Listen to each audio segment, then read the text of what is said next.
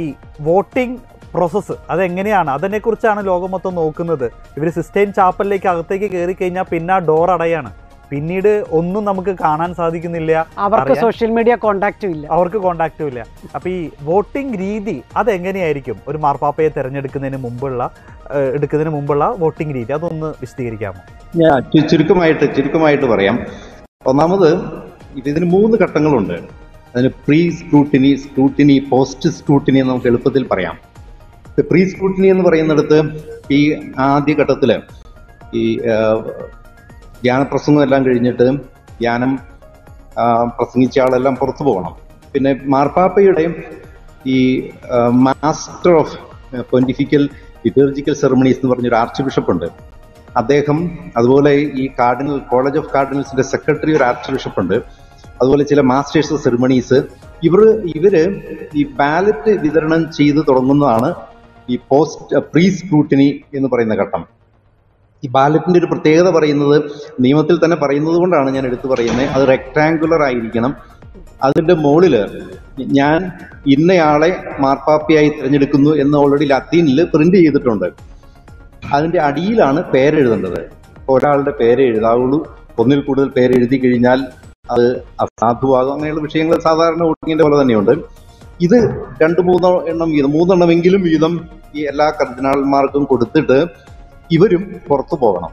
ഈ പേരെഴുതുന്ന സമയത്ത് ഈ സിസ്റ്റൈൻ ചാപ്പലിൽ വോട്ട് ചെയ്യുന്ന കർദിനാൾമാരല്ലാതെ വേറെ ആരും, അവരെ അകത്ത് കയറ്റുന്നത് ഒക്കെ നമ്മൾ കഴിഞ്ഞ ചാനലിൽ ഏറ്റവും പ്രായം കുറഞ്ഞ കർദിനാൾ ഡീക്കന്മാരാണ്.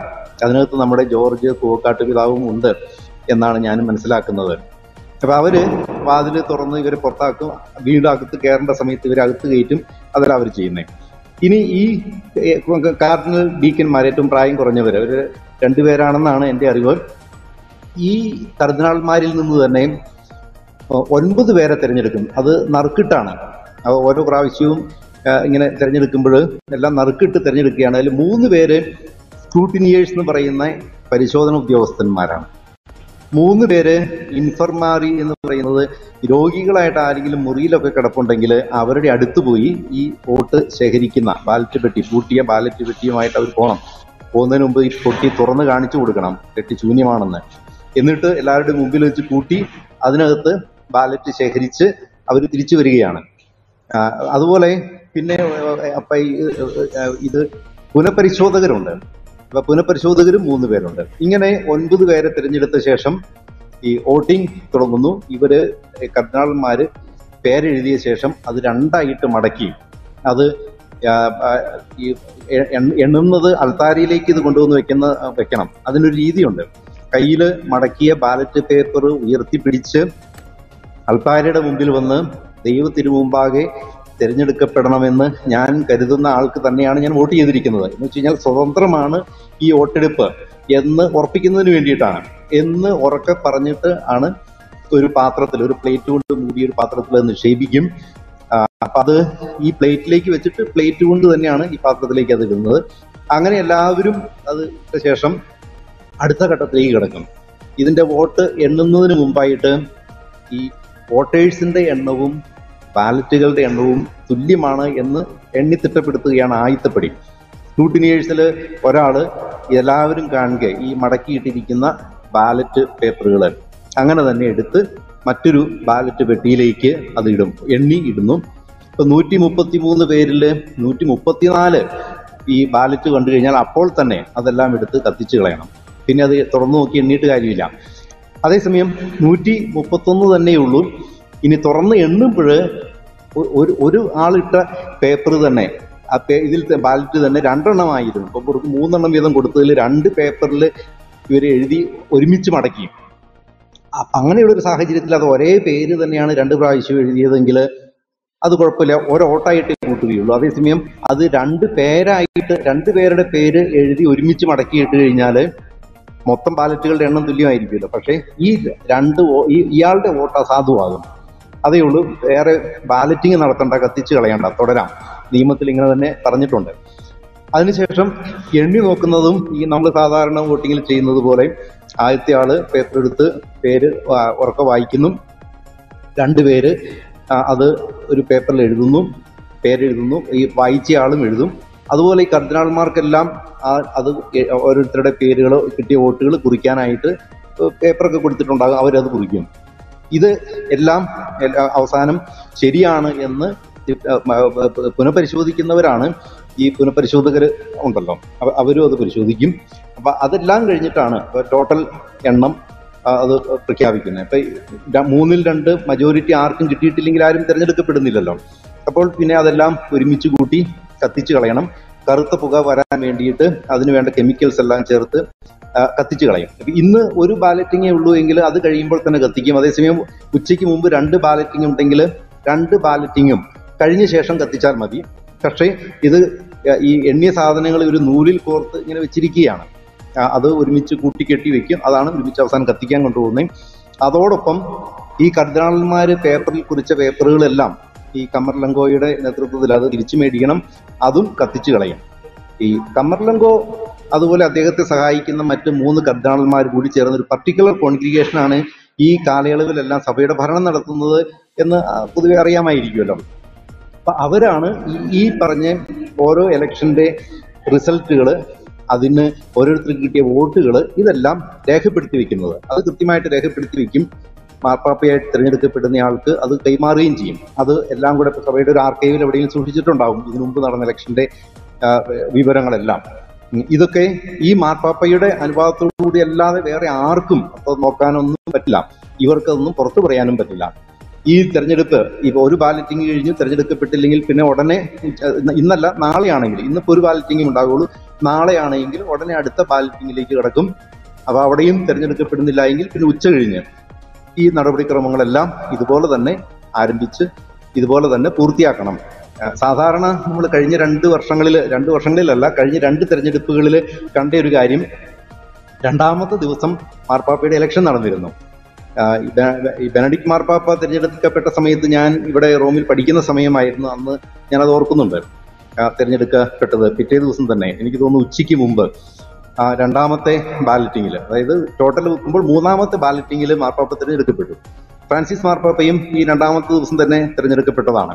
അപ്പൊ അതുകൊണ്ട് ഈ തവണയും അധികം നീണ്ടുപോകാതെ ഈ തെരഞ്ഞെടുപ്പ് നടക്കും എന്ന് നമുക്ക് വിചാരിക്കാം. അങ്ങനെ നീണ്ടുപോയാൽ സംഭവിക്കുന്നത് എന്താണെന്ന് കൂടെ പറയാം.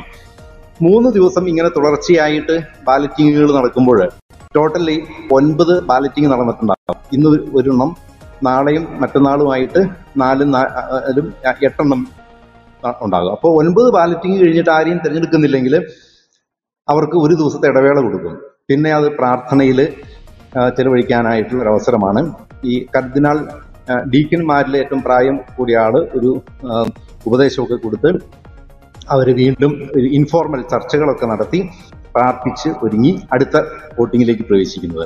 അങ്ങനെ 7 ബാലറ്റിങ്ങുകളൂടി കഴിഞ്ഞാലും ഇലക്ഷൻ നടന്നിട്ടില്ല എങ്കിൽ വീണ്ടും ഇതുപോലെ ഒരു ഇടവേള കൊടുക്കും ഒരു ദിവസത്തെ.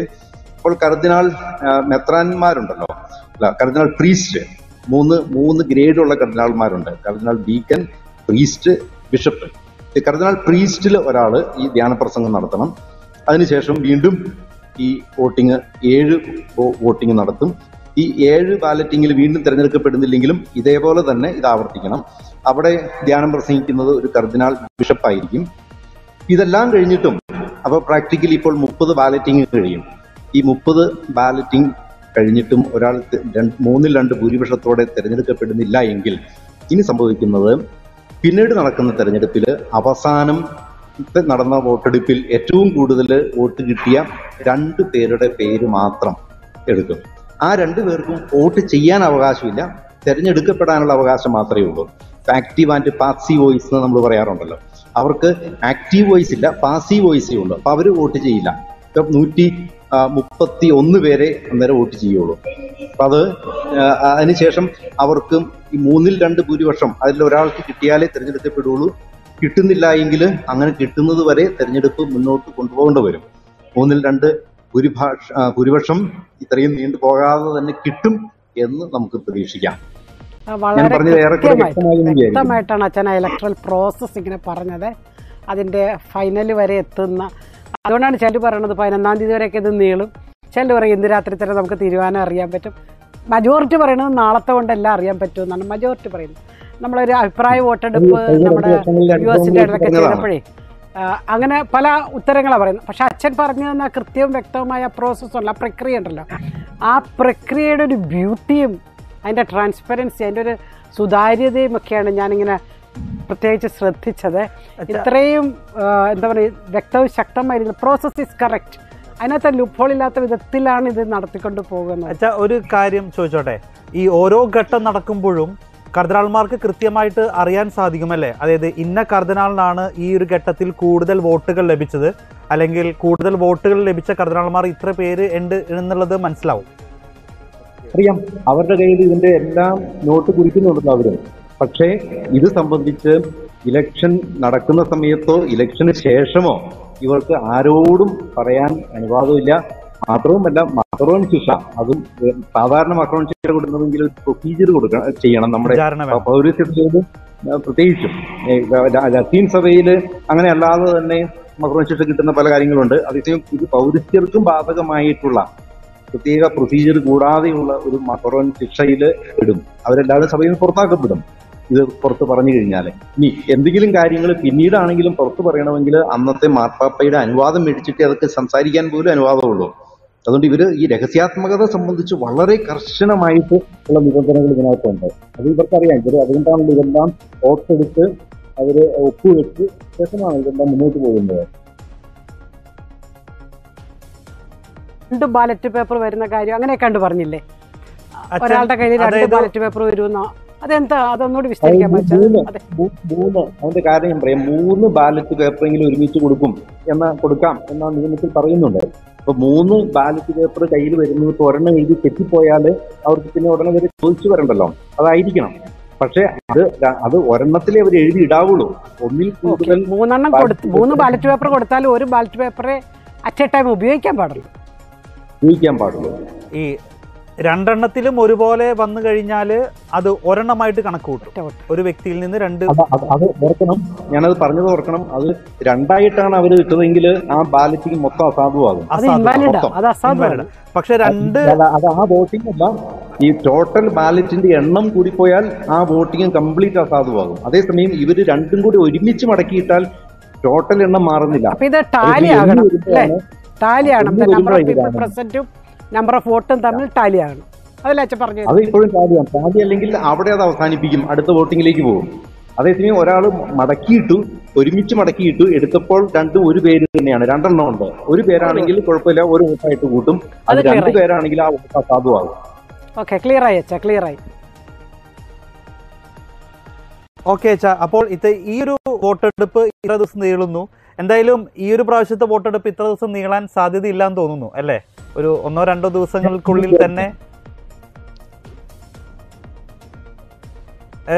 ഒരു 1-2 ദിവസത്തിനുള്ളിൽ തന്നെ നമുക്ക് അതുമായി ബന്ധപ്പെട്ട ഒരു അറിയാൻ സാധിക്കും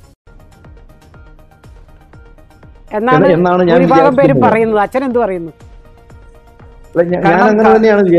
ചില കാരണങ്ങൾ പറയാറ് കർദിനാൾമാർക്ക് പണ്ട് കാലങ്ങളിൽ ഒരുപക്ഷെ ഇപ്പൊ ഈ 133 പേരെയും അല്ലെങ്കിൽ പരസ്പരം ഒരുപാട് കൂടുതൽ അടുത്ത് അറിയില്ലായിരുന്നു എന്ന് പറയുന്നു. പക്ഷെ ഇന്നത്തെ കാലഘട്ടത്തിൽ ഈ ഒരു ടിവിയും സോഷ്യൽ മീഡിയ മാധ്യമങ്ങളും ഒക്കെ ഉള്ളപ്പോൾ പല കർദിനാൾമാരുമായിട്ട് നല്ല അഭേദ്യമായ ബന്ധം സൂക്ഷിക്കുന്നുണ്ട് അവര്. കർദിനാൾമാരെല്ലാവരും സഹോദരന്മാരാണ്. അപ്പൊ അത്രമാത്രത്തിലൊരു ബന്ധം ഉള്ളതുകൊണ്ട് ഒരുപക്ഷെ കൂടുതൽ അറിയാൻ സാധിക്കുന്നുണ്ട് ഓരോരുത്തരുടെ ക്യാരക്ടർ അങ്ങനെ. അപ്പൊ അത്തരത്തിലായതുകൊണ്ട് ഒരുപക്ഷെ പെട്ടെന്ന് തന്നെ നമുക്ക് മാർപ്പാപ്പയെ തെരഞ്ഞെടുക്കപ്പെടാം. അതെ, അതായത് കർദിനാൾമാരിൽ നിന്നാണ് ഒരാൾ തിരഞ്ഞെടുക്കപ്പെടുന്നതെങ്കിൽ ഇത് നീളാൻ സാധ്യതയില്ല. കർദിനാൾമാരിൽ നിന്ന് അല്ലാത്ത ഒരാൾ വരേണ്ട ഒരു സാഹചര്യം വന്നാൽ നമുക്കറിയില്ല. പിന്നെ കർദിനാൾമാരെല്ലാവർക്കും അറിയാം. ഇനി അങ്ങനെ അല്ലാത്ത ഒരാളുടെ പേര് വരണമെങ്കിൽ നിലവിലുള്ള ആർക്കും ഈ കാര്യം അല്ലാത്തൊരു സാഹചര്യം ഉണ്ടാകണം. ഈ പറയുന്നത് പോലെ അറിവ് ഗുണമാകാം, അറിവ് ദോഷവുമാകാം, അല്ലേ? പോസിബിലിറ്റി അച്ഛൻ കാണുന്നുണ്ടോ? ഇല്ല, കാരണം ഒത്തിരി എത്രയോ പേര് നമ്മൾ ഇവരൊക്കെ മാർപ്പാപ്പയായിരുന്നെങ്കിൽ നമ്മൾ പോലും വിചാരിച്ചു പോകുന്ന പലരും, ഞാൻ പേരൊന്നും എടുത്ത് പറയുന്നില്ല, കണ്ടുമുട്ടാറുണ്ട്. നമ്മളൊക്കെ കാണുന്നത് ദൂരെ നിന്നാണ്. പക്ഷെ അടുത്തു നിന്ന് കാണുന്നവർക്ക് അറിയാമായിരിക്കുമല്ലോ, വളരെ വിശുദ്ധരായ ഒത്തിരി കർദിനാളന്മാരും ഒക്കെയുള്ള മെത്രാന്മാരൊക്കെ ഉള്ള സഭയാണ് കത്തോലിക്ക സഭ എന്നതിൽ എനിക്ക് അഭിമാനമുണ്ട്. അതുകൊണ്ട് അങ്ങനെ നീണ്ടുപോകാൻ ഒരു സാധ്യത കാണുന്നില്ല. ഈ കർദിനാൾമാരിൽ നിന്ന് തന്നെ ആയിരിക്കും ഒരാൾ മാർപ്പാപ്പ ആകാൻ സാധ്യത എന്ന് തന്നെയാണ് ഞാൻ വിചാരിക്കുന്നത്.